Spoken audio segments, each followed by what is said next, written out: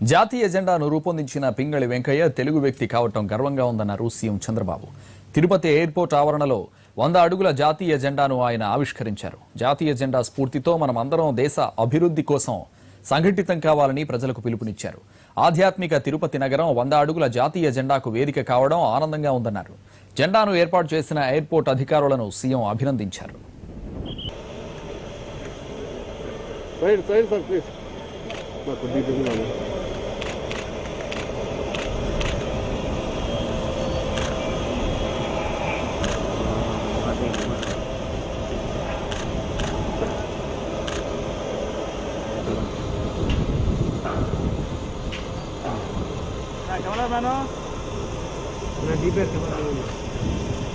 SIC